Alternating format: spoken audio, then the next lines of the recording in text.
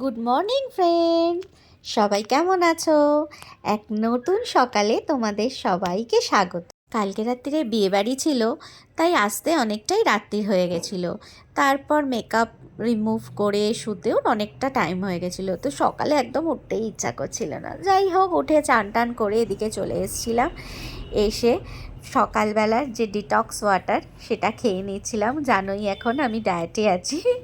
একদম বেলি ফ্যাটটা কমাতেই হবে, না হলেই নয়। সবার এত ট্রোল করে মোটা মোটা করে, গন্ডার, হিপোপটেমাস, এই নামগুলো আমাকে চেঞ্জ করে দেখাতেই হবে।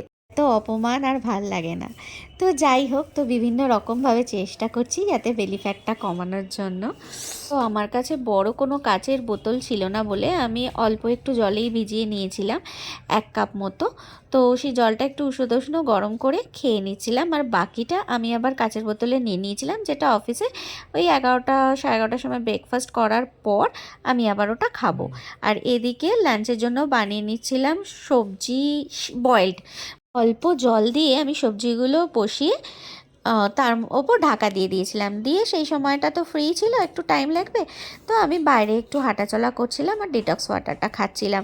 চলো তোমাদের এই ফাঁকে একটু দেখিয়ে নিয়ে কি সুন্দর গাছে গোলাপ হয়েছে। দেখো আমাদের গাছে কতগুলো গোলাপ ফুল হয়েছে, একসাথে 3-4টে। সরস্বতী পুজোর দিন তো 7-8টা গোলাপ হয়েছিল এই গাছটাতে।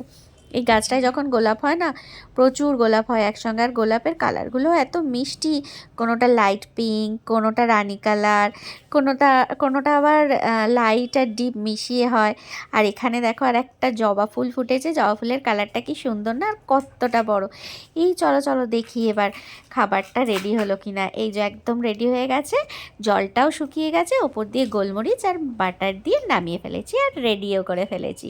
তো চলো আজকে আমাদের লাঞ্চ রেডি। এই ভিডিওটা এইটুকু, দেখা হবে খুব শিগগিরই, টাটা।